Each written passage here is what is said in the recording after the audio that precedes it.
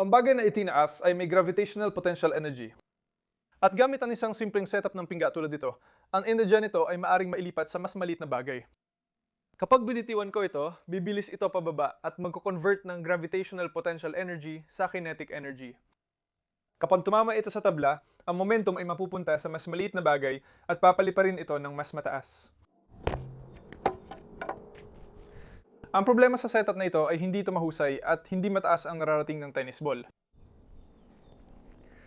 Dito papasok ang trebuchet na ito na ginawa ko 1 taon na nakalipas. Dinisenyo at inoptimize ko ito para mailipat ng mahusay ang gravitational potential energy ng counterweight papunta sa kinetic energy ng tennis ball na projectile.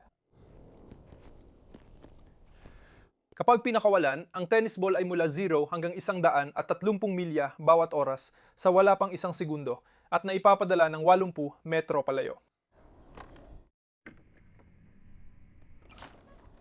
Paano kung baguhin natin ng kaunti para makita kung gaano kataas natin kayang ipalipad ang projectile pataas? Gagamit ako ng altimeter para masukat ang taas ng projectile mula sa trebuchet. Gayunpaman, ayokong basta ilagay lang ang altimeter na ito sa loob ng tennis ball dahil sa ilang iba't ibang dahilan. Ang unang dahilan ay malamang natataas ng husto ang tennis ball na ito sa ere at ibig sabihin din nito na babagsak ito ng mabilis at malakas sa lupa na maaring magdulot ng panganib na masira ang altimeter. Dagdag pa, hindi aerodynamic ang tennis ball dahil sa mabalahibong ibabaw nito. Gusto kong magtatlong D-print ng rocket-shaped projectile na mas aerodynamic kaysa tennis ball at may parachute deployment para ligtas bumaba ang altimeter.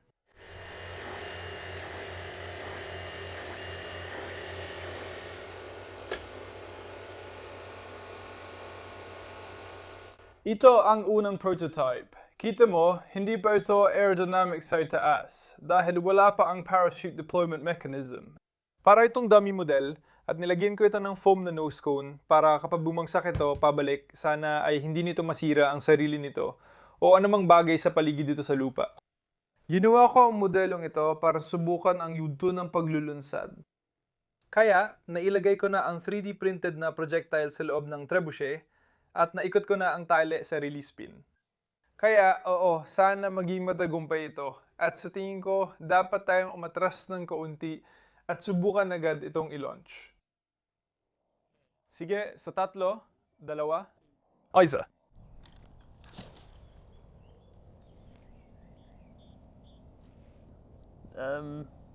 Ayos, naging matagumpay ang pampapakawala na yon.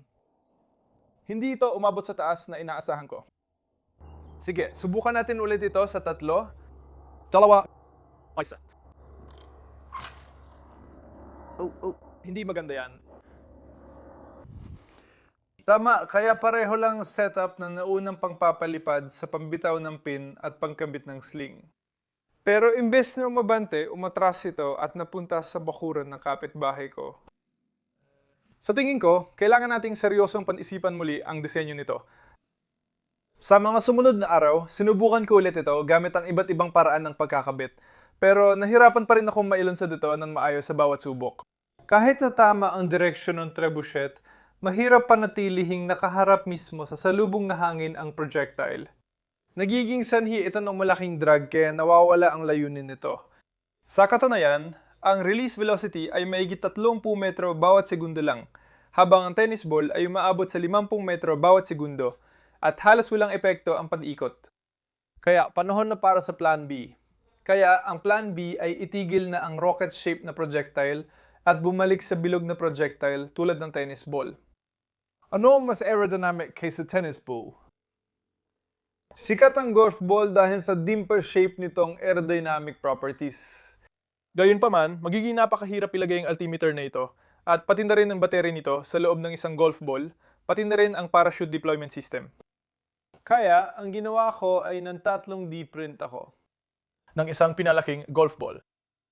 Ito ay humigit kumulang 187% ang laki, kaya halos doble ang diametro nito kumpara sa karaniwang golf ball. At madali kong mailalagay lahat ng electronics at ang parachute system sa loob nito. Ngayon, ang bolang ito ay parang dummy model pa lang. Kaya pwede ko itong subukan ilang beses para malaman ang release velocity at flight trajectory. At gumawa rin ako ng mas malaking sling para dito dahil hindi ka siyang luma sa bulang ito. Ginawa kasi yon para sa laki ng tennis ball. Ilagay na lang natin ito sa trebuchet at tingnan kung hanggang saan aabot. Sige, unang pagsubok ng sobrang laking 3D printed na golf ball sa 3, 2, 1. Wow, ang taas nun.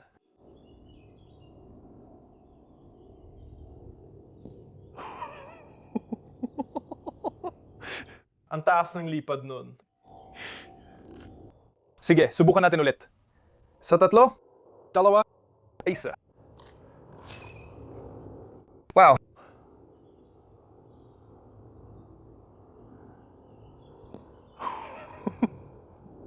Hindi talaga yan nakakasawa. Sobrang ganda ng performance at taas ng lipad ng bagong bola na ito. Sobrang saya ako sa performance ito, lalo na't consistent at maayos lumalabas mula sa sling. Ngayon, pagdating sa bilis ng pagbitaw, medyo mas mabagal ito kumpara sa tennis ball, pero inaasahan na yon dahil mas mabigat ito ng kaunti. Naniniwala akong ang tennis ball ay mga 2 katlo ng bigat ng bulang ito. Pero, ang tanong, gaano kataas ang nararating ng bola? Ngayon, ang bola ang mabibigay sagot o kahit paano ang mga bahagi nito. Ngayon, pagdating sa electronics, malinaw na may altimeter, meron ding baterya na nagpapagana sa lahat, at meron ding electronics para kontrolin ang pagbukas ng parachute. Sa karamihan ng proyekto ko, ginagawa kong radio controlled para pindutin lang ang switch sa radio control transmitter at bumukas ang parachute. Pero nais ko itong gawing fully automated. Dito, may accelerometer na nagdidetect kung kailan nailunsad ang bola mula sa trebuchet. Kapag mahigit 2 Gs ang acceleration, magtatakda ang Arduino ng 4 na segundong timer. Pagkalipas ng 4 na segundo, gagalaw ang servo, hugutin ang pin at ilalabas ang parachute. Kaya buuin na natin ang bola at tingnan kung may lalabas ang parachute.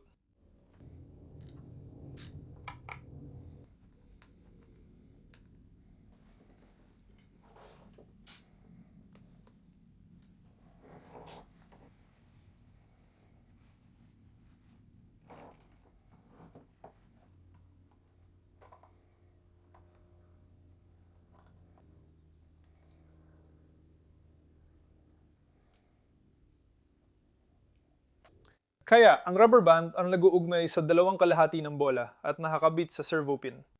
Kapag inalo ko ito ng mabilis, dapat itong bumukas na parang kakaibang kulay na pokeball pagkatapos ng 4 na segundo. Kaya, alugin mo ito. At pagkatapos, ayan na, inilalabas na ang parachute. Sa tingin ko, handa na ito para sa totoong paglulunsad. Nailagay ko na ang bola ng parachute sa trebuchet.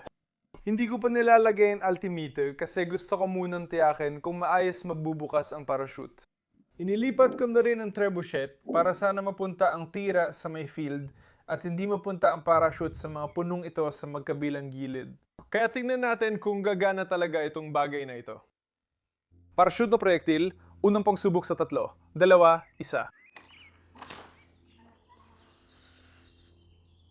Sina. Unang subok.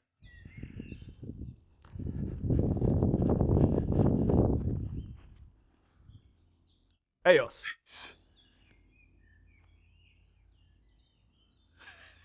Yes! Ang astig nun, ikalawang subok. Sa 3, 2, 1.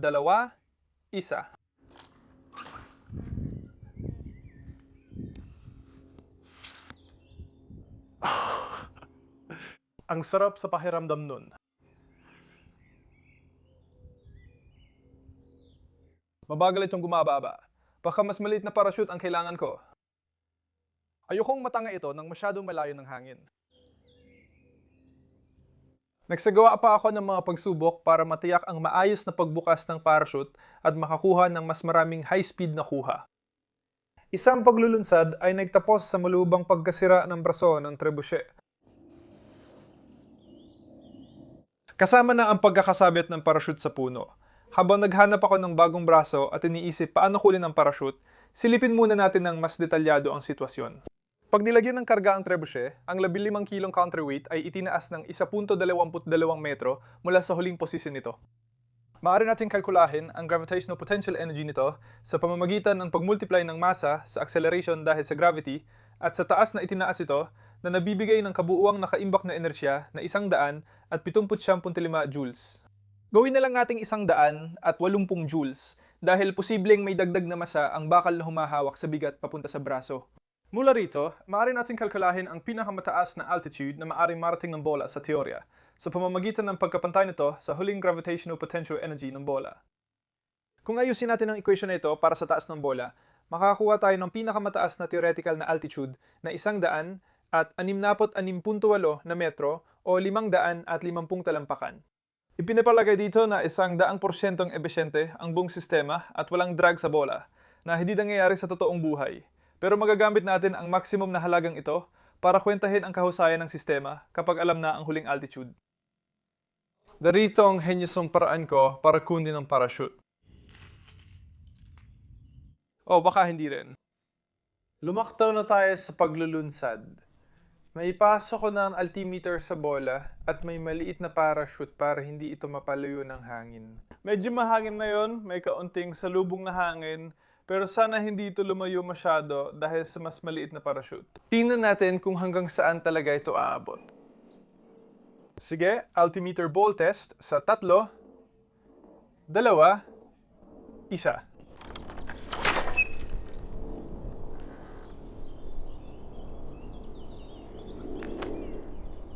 Medyo huli ang pag-deploy nun.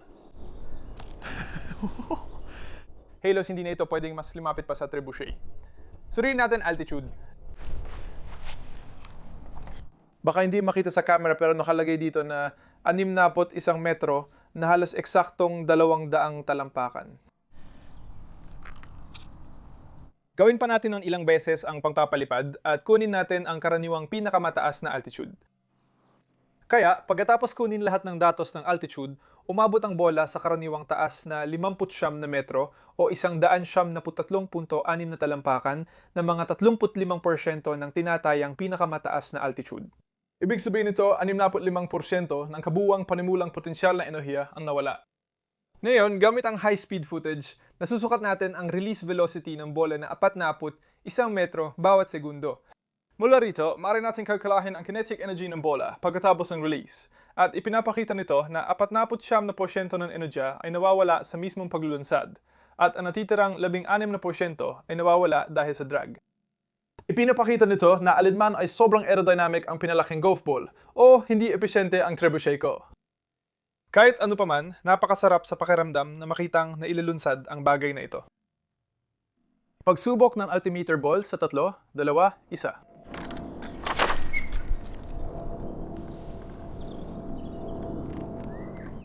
Isa. 1.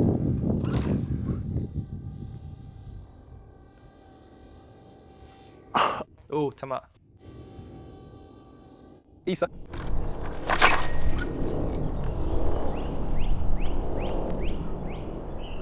Ayos.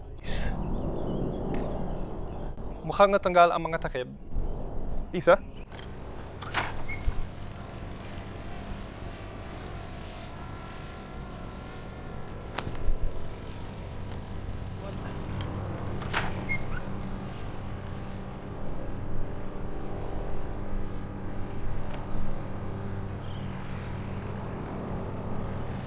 Perfecto. Hindi ko pa na-upload ang Trebuchet design files dahil nagka-crash lagi ang Fusion 300 at anim na po kapag nag-i-export ako ng modelo. Kaya ginawa ko ulit mula sa simula ang CAD model at in-upload ko na ito para makagawa rin kayo ng sarili ninyong version kung gusto ninyo. Nasa ibaba ng description ang link ng files. Tapos na, nagawa ko na ang pinakaligtas na projectile ng Trebuchet sa mundo. Kung nagustuhan mo ang video na ito o nahanap mong interesante, magiging maganda kung mag-iwan ka ng thumbs up. Kung bago ka sa channel ko at gusto mong makakita ng mga projektong katulad nito, i-click mo lang ang subscribe sa ibaba. At isang napakalaking pasasalamat sa lahat na sumusuporta sa akin sa Patreon. Kayo ang dahilan kung bakit posible ang mga video na ito at sa totoo lang, hindi ko magagawa ang iba't ibang projekto na ganito kung wala ang suporta ninyo. Maraming salamat po, salamat sa panonood at magkikita tayo ulit sa susunod na video. Paalam!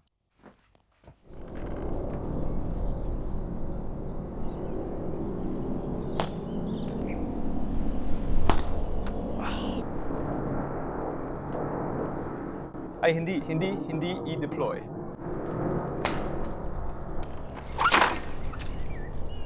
Umatras na yan.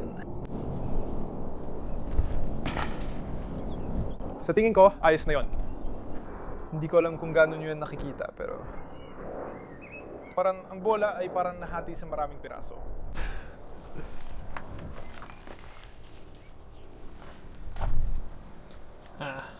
Hindi maganda.